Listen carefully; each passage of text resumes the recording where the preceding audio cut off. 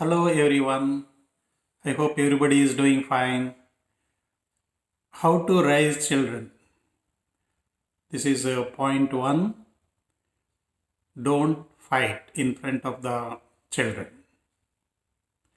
and don't fight behind the doors also. Both are very difficult, um, but you can do that. There are 11 sub points how to achieve these 2 points. This point, if you do one, you will be 10% successful or 9% successful. If you do 11, you will be 100% successful. So I will cover 11 points. So the first one, don't fight in front of the children. So that is very difficult, but you decide before itself, then it will be very easy because you have chance to fight behind the door. So you just decide yourself not to fight in front of the children.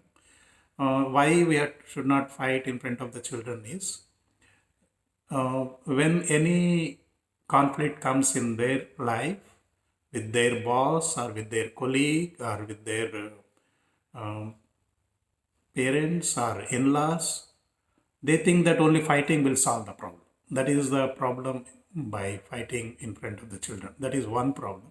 Second problem is they will get less self-esteem. So that will go to when they grow, they'll get for small problems also they'll get depression because they don't know how to. They feel that the society is not helpful and all those things. So that's why don't fight in front of the children. You decide, then it is very simple. Then how not to fight behind the door. So these 11 points will tell you how to not to fight behind the door. Because if you fight behind the door also, that will reflect in your actions and your children may catch that. Children are very intelligent, they will easily catch. So you cannot hide. Moreover, not fighting will give more pleasant life for you. So the first point, both husband and wife has to realize that once a child is born, you are no longer number one for your spouse. You are number two for your spouse. If you are father, you are number two. For her, the children are number one. If you are wife, you are number two for your husband, and for your husband, children are number one. It is obvious for a mother, it happens like that, but even fathers also, some father, they may give second importance to the children, but that is not correct. You have to give first importance to the children. Because the children only, their world is only you. But whereas for wife, there is a choice to take divorce and marry somebody else. Children doesn't have that choice. Your father, your other father may not take care nicely. The second one. So the reasons why you marry, why you argue. You argue about what you want, which your spouse is not doing, or you want you expect your spouse to do something and she is not doing or he is not doing. You want to raise children in one way and your spouse is not agreeing, and all the relatives like in-laws, you have certain opinion, your spouse has different opposite opinion. In-laws are mainly in-laws or your close relatives or friends. So these are the main reasons. So how to solve each problem? So in all these things, the basic fundamental reason is for argument is you're losing something. You think that it is right and you're losing something. I'm not questioning you're right or wrong, but it is okay to lose. That's what I want to tell.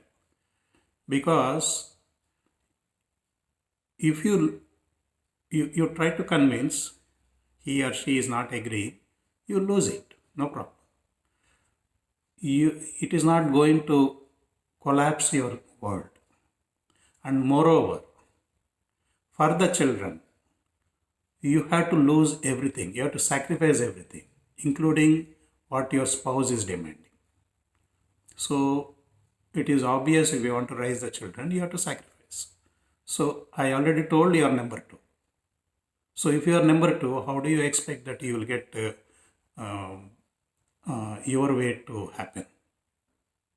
So that is the fact of life. Your job is to raise the children nicely, so you sacrifice everything for the children.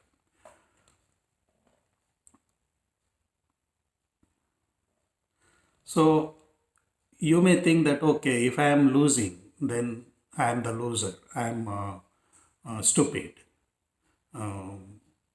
So in reality, you don't lose actually. The people realize that and they help you. Even the spouse will realize that and help you.